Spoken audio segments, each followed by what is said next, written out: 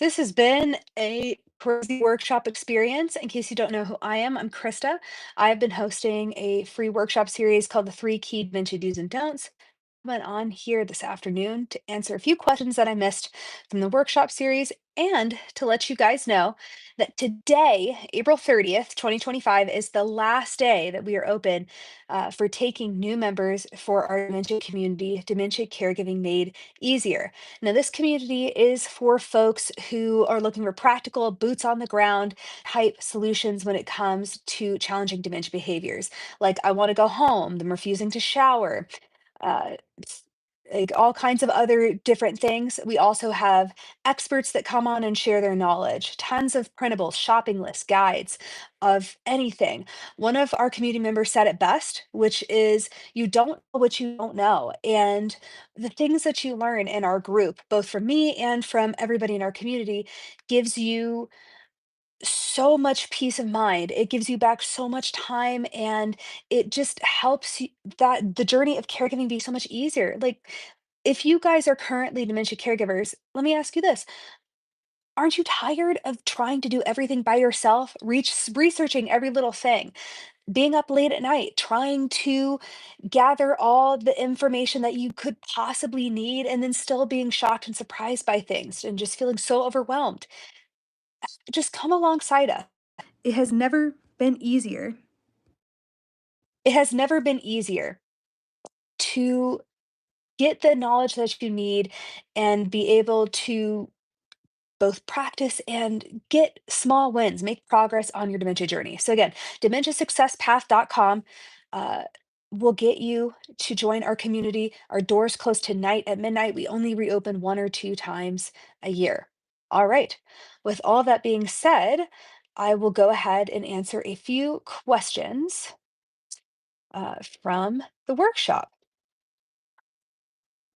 All right. Someone asked, my husband has Lewy body dementia. Docs say there are no meds to slow the progression. I feel like we are doing nothing for him and watching him get more confused. Are there any medications I should ask for? Yeah. So as I was saying before, I'm definitely not a doctor. My background is in Jerry Psych, and I worked on practical like communication and engagement strategies with our folks to help manage challenging dementia behaviors. Uh, but I did see doctors use medication. And we've had doctors come and speak with our group, Dementia Caregiving Made Easier, about specific medications. There's like printable cheat sheets based off of their knowledge. And the main thing I would say is as far as like dementia specific medications, um, it can help some people, definitely in the earlier stages, but it's not like a silver bullet. Honestly, you'd probably be doing much better by implementing lifestyle changes in the early stages. So I always suggest something called a book called The Alzheimer's Solution. We actually had the authors of The Alzheimer's Solution come and talk with our group, Dementia Caregiving Made Easier, and share their preventative and different lifestyle tips that can help with dementia symptoms and help prevent dementia. So again, if you're interested in joining our group, dementia caregiving or dementiasuccesspath.com. All right. And as far as like other meds, like as far as behavioral meds and things of that nature, that from what I have seen is very, and what any doctor who's reputable will tell you, is that you want to use behavioral meds if that person's quality of life would be worse without them. And the reason being is these behavioral meds were developed for other diseases and other people that don't have dementia.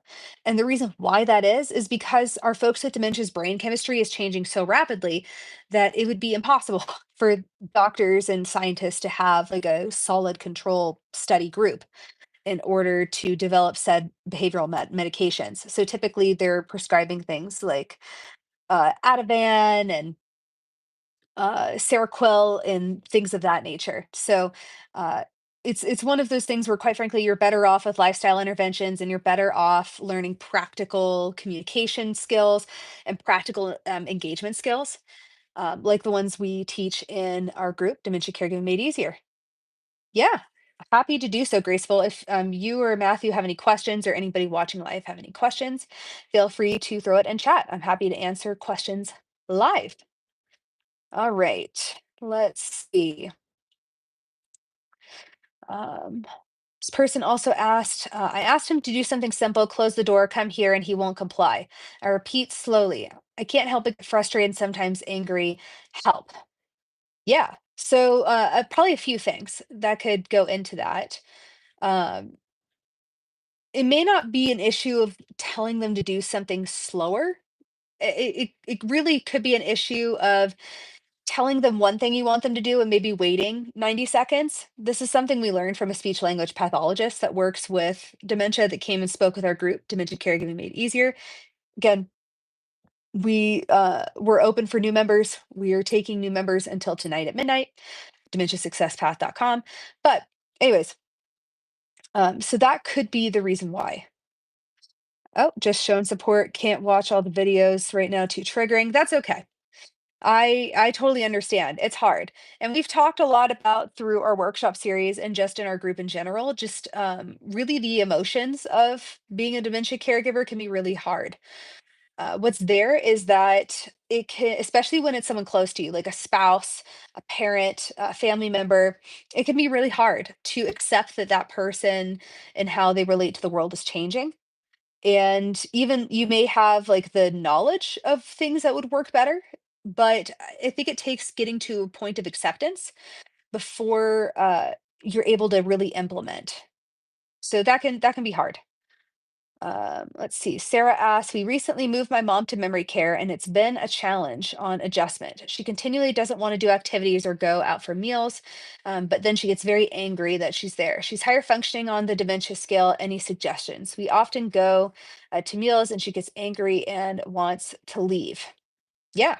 So, what can be challenging about memory care is that oftentimes they set up the memory care and just long-term care in general for people like it's almost like they set up like a cruise ship or like for little kids, where it's just constant leisure activities. And quite frankly, adults just don't really work that way.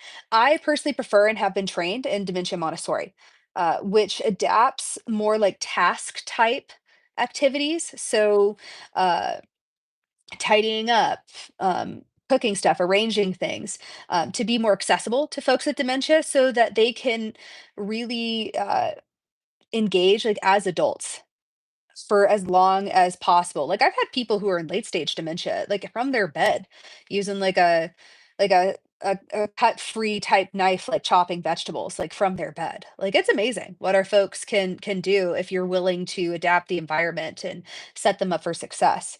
Like it's really, really cool. So, anyways, you'll notice a lot of people in memory care having a really tough time because home isn't just like a physical place, it's also a series of actions that you do throughout your day, especially as an adult. And honestly, quite frankly, I think it works for anybody in general. Like I personally have a 16-month-old, and her being at home means that she helps us out with a bunch of stuff around the house. Can she do 100% of all the tasks? No, because she's tiny. But she can, for example, hand us a dish. Those are great examples of ways that you can still involve your person with dementia, even if they can't complete the task from beginning to end. That could be a big reason, too, why your person with dementia is refusing to do activities or participate or is asking to go home, is because they feel overwhelmed or maybe they're forgetting steps. So, simplifying, but still including them can really make a huge difference. So, that would be my suggestion. All right. Tammy asks, how do I get my dad to change a subject? I find myself getting so frustrated because he won't stop and I can't answer. Yeah, I answer this quite a bit in the workshop, but at the same point in time, it is really important to really get to the heart of the concern that our person with dementia is dealing with. And what I mean by that is get curious about why are they asking this question over and over again. Clearly there's like a heart of this issue that I'm not quite getting to. I've made a joke how our folks with dementia uh, remember the most inconvenient things. You guys let me know in chat if you guys have seen that. Typically, that is Like that's what I'm talking about. They still like are having a hard time absorbing the information, but it's like their emotions keep score. So let's say something continuously brings up a feeling of anxiety, it's going to continuously almost like remind them that they should keep repeating this until that emotion gets resolved. So yeah, get curious about like why are they asking that so much? Don't be so focused on what you want them to do or them listening to you that you miss their need altogether. That's a big mistake a lot of caregivers fall into. And I know it sounds like you're gonna be stuck, like, in a conversation with them or stuck trying to figure something out for longer, but it actually works quite the opposite. I found that the people who are trying to force their will on folks with dementia actually spend way more time in conflict and arguing with their person with dementia than the folks who get curious and, who really get to the heart of an issue and then redirect them. Um, like, truly, that's what people tend to be doing wrong when they're trying to redirect, is they're trying to do, like, a 180 type like, they say, like, "Oh, I need to distract them." Like, that's I don't love that, just because, again, when you're thinking about distracting them, it's like you just wanna get all you care about is getting their attention on something else. And, sure, in some situations, that can be helpful. Ultimately, what we want to do is we want to meet their needs. That's ultimately going to, stop whatever thing you don't wanna see. The most. So again, these things take practice. So I would highly encourage you guys to, if you feel like you need to or want to practice some some ways to respond to your person with dementia, whether it's your family member, the person you're caring for, your client, whoever. Um, you should definitely join Dementia. Our membership, Dementia Caregiving Made Easier. Go to dementiasuccesspath.com. It's also linked in chat as well. All right. And you guys are welcome to ask a question chat as well. I'm happy to answer. Let's see. And okay, thank you. Uh, let's see. Lisa says, my sister, 81, lives with her daughter, and I stay with Sis about 20 hours a week so my niece can get out with partner and run errands. Sis has been in denial her entire life, still thinks nothing is wrong with her.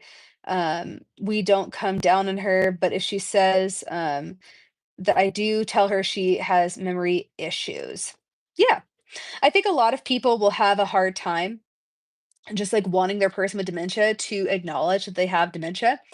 And I think at some point it becomes more like a you problem than a them problem, because them not acknowledging that they have dementia is a very, very typical thing.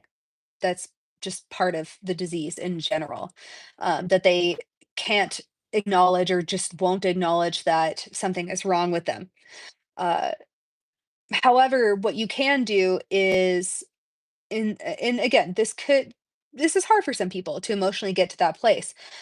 But just accepting that, like, focus more on what can my person with dementia do today instead of focusing so much on like all the things they can't do anymore or all the things they're going to lose in the future.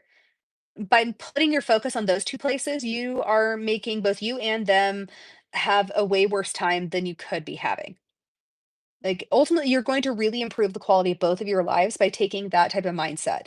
You're going to be looking for things that they're doing well, and you're going to be shifting things around in both of your environments in order to help them succeed. And that's just like a way more positive way to live your life and their life just in general. Like it just is. And again, there's nothing wrong with feeling sad about the things that they've lost or being nervous about the things they will lose in the future. Like, there's nothing wrong with that. We just don't want to live in those places. You know what I mean? Um, Pigeon says, what do you do when the patient is so angry? They've moved my grandmother to memory care and they just keep her sedated with meds now. I feel horrible for her. God, I'm so sorry. That's awful. Like that really makes me sad. Yeah, sometimes that can happen with dementia. It's not common. I will say that's not a common thing. Um, some people with dementia on like if you're looking at like a bell curve of all the people who get dementia, definitely on the fringes of that bell curve are people who react with really, really extreme anger or even violence, that definitely do need a lot of meds to control. Simply so they'll have a safe place to live and that people around them can safely meet their physical needs. So it is. It's just really heartbreaking though when that's the situation. My hope for you, Pigeon, is that for your grandmother, there's folks there that can work with her in different ways to maybe bring down the medication so that she doesn't react so much with anger. I think what tends to happen is a lot of staff in memory care or in places where people with dementia live or are inpatient, like the training just isn't very good. Like there's a lot of like scientific type training, like, oh, Alzheimer's because there's tau beta tangles in the brain. But there's not practical, like, if your person is saying they want to go home, here's what you do, here's what you say. Like there's not a lot of that, and there should be. Uh, so I am developing that right now. It just takes time. Right now, what I have to offer in my community is definitely for individual caregivers. So individual professionals or individual like family caregivers in my group. So again, dementiasuccesspath.com. If you're interested, we close our membership for new members for dementia caregivers at midnight. Uh, Link to that is also in chat. Oh, thanks, Jill. I'm glad that you're able to catch a few of my shorts and you enjoyed my videos. Speaking of which, too, we just developed something really cool in our group called the Help Now app. So if you really like my shorts, you really like my Instagram stuff, but you are annoyed about having to just like scroll through the whole catalog in order to find something that's relevant to you, the Help Now app in our group makes it searchable. So what that means is you could type in whatever you're dealing with or take a short, like answer like one or two questions, and it pops up the exact video that you're looking for. So again, dementiasuccesspath.com, join our group, and that'll give you access to that. Um, yeah. Good news is it's not common. Yeah, I'm so sorry to hear that for sure, Pigeon. And yeah, so I want to say though, Pigeon, you are not alone. Like this does happen to some families with folks with dementia and their families. But yeah, them reacting violently is not something that happens often. So I don't want anybody to be scared that they're like, oh my gosh, when's the violent stage going to happen? Like it likely won't. Um, but it can be very hard when it is because unfortunately there really is no talking them out of it. You do get any comfort, it is that her being this way is temporary. It most I think a lot of us get really nervous. We hear like dementia gets worse over time. So what they mean by that is like their ability to physically take care of themselves and their ability to communicate gets worse over time. But as far as like the behavioral things, those go in phases. So eventually, at some point, the violent tendencies will probably end. When that happens, who knows? Like it's anybody's guess, but she needs somewhere safe to live, which is probably why she's on meds. And I'm so sorry about that. Mm, that stinks. Let's see. And again, you guys are I'm happy to answer any questions in chat live for you guys as well. All right. Let's see. Dave asked, how do I find a good, competent doctor? We're on our second neurologist, not really happy. Doctor talks to me the entire appointment. I don't believe she truly addresses my wife's issues. Yeah. Um, that's super, super common. And that's why I really think our group, Dementia Caregiving Made Easier, is amazing. It really fills in a gap that is missing, especially in the American healthcare system in particular. And you guys let me know in chat too if you guys are from other countries, if this is missing in your countries, because I'm not 100% sure. But in our system, essentially what happens is you take them to get diagnosed, and they may offer you some or medication that probably won't work, and you're really not taught anything else. So our group really teaches you anything you would really need to know. Practical day-to-day things, what to do, what to say, uh, information on how to go through the Medicaid system, information on basic things to ask your lawyer for the legal system, ways to like a mental health counselor talks about dementia caregiving and mental health. We've had all kinds of guest experts for all kinds of topics. We have printables and cheat sheets and guides and shopping lists. Like you don't know what you don't know when it comes to learning about dementia. Like it's more than just them being forgetful. It is just, oh my gosh, it's taking over somebody's life. Hi Jill, she says I'm subscribed. Dementia is so confused. So confusing. Jill, if you would be okay with clarifying, when you say subscribe, do you mean to this YouTube channel or do you mean to our membership community? Because I'm talking about is the membership community, Dementia Caregiving Made Easier. Again, we are closing for new members tonight at midnight. So if you are at all interested in being a part of that community, getting that help, because again, like as caregivers, like, aren't we tired of trying to do it all? Like, aren't we tired of like staying up late at night, trying to find all the organizations and do all the things? Like, it's just like, wouldn't it be nice just to have some things just done for you? That's what our group's all about. It gives you like done for you resources and it gives you a community of people who just like get it so that you don't have to feel like you're alone anymore. So, um, hi, Belinda. Welcome. Good to see you. All right. And again, if you guys have any questions, feel free to ask me and chat. All right. Val Olson says, I hate the manipulation attached to this. Yeah. And I think a lot of people can definitely relate to that. Um, you guys let me know in chat if you guys have felt kind of guilty about quote unquote lying to your person with dementia. Hopefully, I can lift that guilt a little bit in the fact that even if you were just to try to tell them the absolute truth, if what you're saying does not align with what they believe, they are going to perceive what you're doing as lying. So, what you want to do instead is you want to get curious about what it is they do believe in that moment and then be as consistent with that belief as you can. Like, you want to be the bridge between like what you can do in the physical world with what they believe. Like, that's the ideal. Like a big example of this is when they ask for someone who died. Um, yeah, Jill. So what I'm talking, yeah, so what you're talking about, Jill, is the YouTube channel. So what I'm talking about is our membership community, Dementia Caregiving Made Easier. So it's more than just like videos or shorts. It is monthly workshops. It is a ton of printables, guides, shopping lists, cheat sheets. It's a whole library of guest experts talking about everything from Medicaid, dementia and law to caregiver mental health.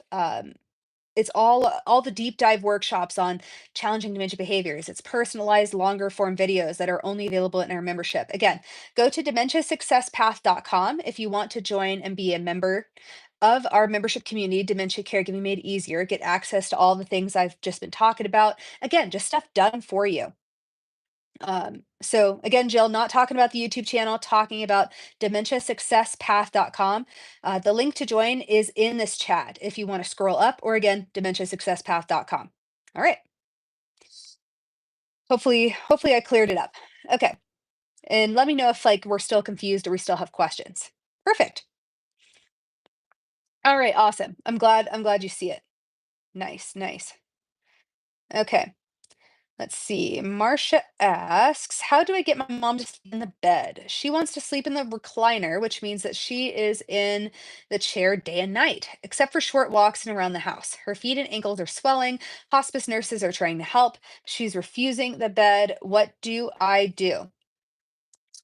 So my thought is uh, you are going to have to change the environment.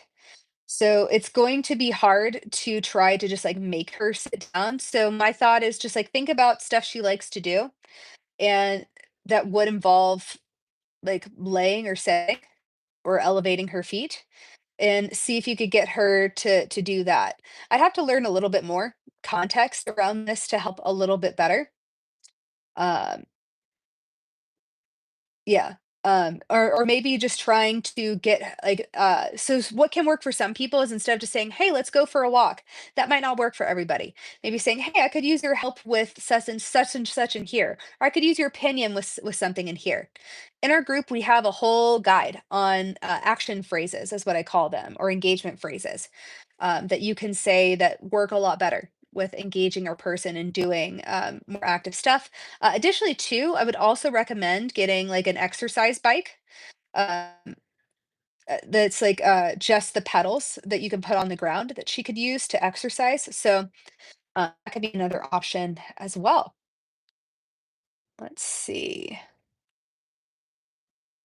See. I would love to see how to handle someone who won't go to the doctor. I worry things will get harder down the road without a diagnosis. Yeah. So diagnosis can be important for things like Medicaid or um, things of that nature. But I would say what's there is you want to pick your battles. Some people, they just will deny it until the cows come home. There are definitely ways that you can try to talk them into getting diagnosed, maybe saying it's something you want to do and you want their support with it. That could be something, but regardless, you gotta pick your battles. My thought is just like depending on what's going on, that may not be a battle you want to fight. Sandra says, my grandpa just got diagnosed with Alzheimer's and dementia. Your video made me take better care of him and understand him better. That's great. Cassandra, you should definitely join our community if you haven't already. Again, our community is Dementia Caregiving Made Easier. The link to join is pinned below. And if you want to join, we are only open until midnight tonight for new members. We only open like once or twice a year. So um, yeah, if you want to get more help, more in-depth help, um, more personalized help, just things done for you. Just like what a lot of our members will discover is that they didn't even realize how difficult the path they're walking was until they found easier ways. And it's just life changing for so many of them. So if that sounds like you, Cassandra, you should definitely consider joining our group. Again, dementiasuccesspath.com. Link is in chat and also pinned. All right. And like I said, I'm happy to answer any questions live as well. Let's see. Nikki says, super curious for those who have loved ones in the memory care wing. What kind of things did you look at when deciding on a home for them? Yeah, that is a good question. So, the number one thing I would look at when you're looking at long-term care is staff to patient ratio. That's the number one thing. Let's see. Kate Close says, my mom has dementia, came on quickly after surgery. She is frustrated and sad that she has 24-hour nurses at home, makes her cry. What is the best approach in comforting her? Yeah, I would get curious, Kate Clo, uh, on the crying, or I think maybe what's there is maybe if she's really, really upset, I would just validate those feelings and name it for her. That can be really, really helpful. At the end of the day, sometimes as caregivers, we feel bad if we can't just make like if we see our person have any type of negative feeling whatsoever, it can make us feel like we're not doing something right as caregivers. But the truth is, it's just hard. Having dementia and being sad about it is normal. So sometimes the best thing you could do is just be there for them, be that shoulder to cry on. And once you see her calm down a bit, maybe get her engaged in something that you know is going to make her feel better. That could probably be the best way to support her, Kate Clo. Ty Collins says, my patient has involuntary accidents where she sleeps, but also needs memory foam mattress on her back. How do I make her whole place not smell like pee and dookie? Yeah, that's hard for sure. Um, so yeah, that could definitely be challenging, especially if you need to have a really specific mattress. So maybe more waterproof the stuff around the mattress, more Chucks pads, maybe like a few adult disposable underwear on her. Um, I even say maybe like waterproof pants, just like there's all kinds of things that you can get to help that situation if she is incontinent. So yeah, that would be my suggestion. All right. Well, we're getting towards the end of our time, you guys. So again, if you haven't already, and you're even kind of interested in our membership community, Dementia Caregiving Made Easier, done for you solutions, practical, boots on the ground type information, people in our community just get it. Like they're not there to vent, they're there to help you. They're there to help you on your journey as a caregiver and make things easier for you. Go to dementiasuccesspath.com. We close for new members tonight at midnight, and we only open like once or twice a year. So, again, if you're even kind of interested in this, go check it out, see if it's for you, and I'll see you guys soon. Bye, guys.